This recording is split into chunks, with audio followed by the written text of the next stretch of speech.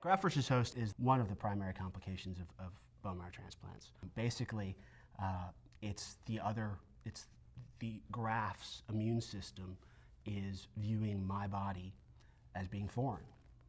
It's doing what an immune system does. It sees things that are foreign to its body and attacks it. So the new immune system that I have, which came from my sister, looks around my body and says, wait a second, this isn't my sister's body, and it starts attacking it. And that manifests itself in several different ways, on the skin, mouth, gut, liver, lungs, I mean, you name it, it can manifest itself. And oftentimes it quote unquote burns itself out, where it takes a period of time for the host and the graft to sort of get to know each other a little bit better and find an equilibrium. But in many cases it doesn't, and it lingers forever in some form or fashion and requires medication. And for me, obviously my sister is getting back at me for all the things I did to her as a child. I was told prior to transplant that, in essence, give us a year and we'll give you back your life. And in a year you will lead a life indistinguishable from the life you were leading before. Now that's a pretty powerful statement, and one that probably shouldn't have been made. Not probably shouldn't have, it shouldn't have been made. And that was sort of my expectation going in.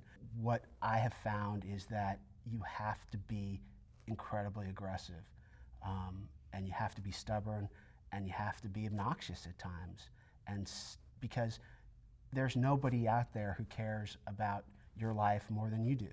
And if you think that somebody does, and you don't want to be pushy or you don't want to say something wrong, you're the one ultimately who's going to suffer the consequences. And I've experienced that firsthand, where I've suffered consequences because I said, well, what about this or what about that? Or I didn't know that if I had a cold that I could then get graft versus host disease of the lungs, but that's what happened.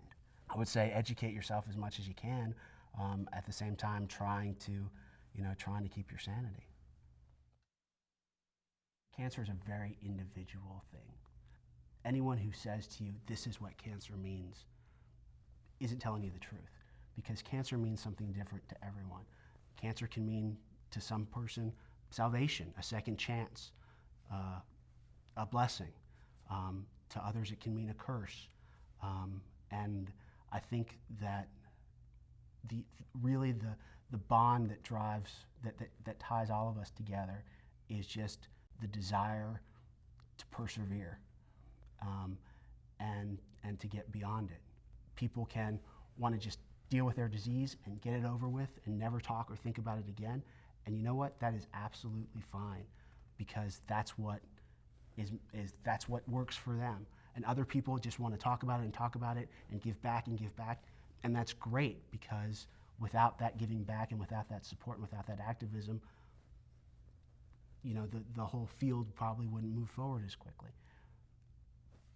But the point is that it's very individualized and it's very personalized, and whatever works for that person is really all that matters, as long as the drive and desire to survive and persevere is there, and quite frankly to live strong, which is really what it's all about.